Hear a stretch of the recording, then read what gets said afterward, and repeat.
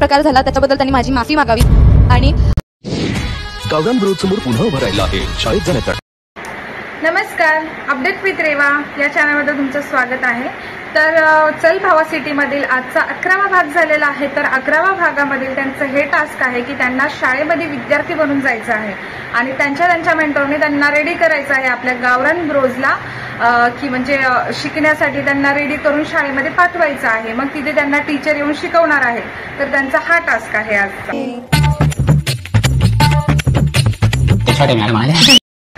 आता तुम्ही बघितलंच असेल की किती त्यांना छान टीचर शिकवायला आलेले आहेत, क्यूट आणि एकदम अशा म्हणजे एकदम रेडी होऊन आलेल्या आहेत. त्या एकदम असं एकदम ओरडतात वगैरे, एकदम फटाफट बोलतात, काय एकदम स्ट्रिक्ट टीचर आहेत. त्या दिसायला खूप क्यूट आहेत, छोट्या आहेत, पण अशा मस्त क्लास घेतात ना त्यांची. माझं नाव बदनाम काय बोलला आता बघितलंच तुम्ही किमया आणि शत्रुघ्न मध्ये थोडासा वाद होतोय. कारण की शत्रुघ्न असं म्हणतोय की म्हणजे तू जे माझ्या रूम मध्ये येतेस वगैरे, आमच्या रूम मध्ये येतेस, तर माझं नाव खराब होतं. त्याला काहीतरी वेगळंच तिला समजून सांगायचं होतं, पण तिला त्याचं काही बोलणं कळलं नाही. फारसं ते आपल्यालाही कळत नाही, म्हणजे ते जरासं वेगळं बोलतात मराठीच, बट ते वेगळ्या भाषेमध्ये. त्याला काहीतरी वेगळं सांगायचं होतं आणि किमयाला थोडासा गैरसमज झाला आणि ती बोलते मी अशी मुलगी नाहीये वगैरे, म्हणजे मी असं करते का, मी किती एफर्ट्स टाकते, म्हणजे ती त्याला ट्रेन करण्यासाठीच जाते. पण त्याला असं वाटतं की तू रूम मध्ये येते बार आणि मुलांच्या रूम मध्ये असं यायचं नसतं वगैरे. याच्यावरून किमया आणि शत्रुघ्नचा थोडासा वाद झालाय. अथर्व आणि अनुश्री मध्ये तर खूपच वाद चाललेत आणि खूप जास्तच भांडणं वगैरे होत आहेत. तर श्रेयस दादा विचारतात की तुम्हाला दोघांना एकत्र जोडी म्हणून राहायचंय की वेगळं व्हायचंय, असं काहीतरी विचारतात.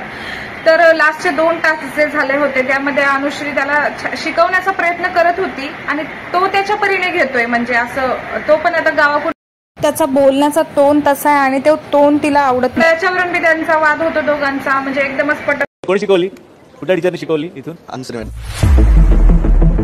नाहीये. तर आता ह्या टास्क मध्ये तिने काहीही शिकवलं नव्हतं त्याला, जे शाळेचा टास्क आहे आता स्टुडंट बनून जाण्याचा वगैरे, तर काहीच शिकवलं नाही. तरी त्याने एक कविता बोलून दाखवली होती. तर श्रेयस दादांनी त्याला विचारलं की कोणी शिकवलं तुला, तर तो म्हणाला माझी मेंटर म्हणजे अनुश्रीने शिकवलं. तर अनुश्री म्हणाले का खोटं बोलतोय, हा मी काही नाही शिकवलं आणि मला नाही कंटिन्यू करायचं याच्यासोबत. तर श्रेयस दादा त्यांना समजून सांगतात की मी तुम्हाला सांगितलं, याआधी तुम्हाला समजवलं, हा टास्क आहे, हा खेळ आहे, हे सगळ्या गोष्टी होत राहतात, तुम्ही दोघांनी एकमेकाला समजून घ्या. तो त्याचा स्वभाव आहे अनुश्री आणि तुला तो एक्सेप्ट करून पुढे जायचंय. त्यावर अनुश्री बोलते की नाही मला याच्यासोबत नाहीच करायचंय टास्क वगैरे, इथून पुढे नाहीच. तर ती म्हणाली मला इतके लोक ओळखतात, म्हणजे माझं काहीतरी सेल्फ रिस्पेक्ट आहे, मला ते गमवायचं नाहीये.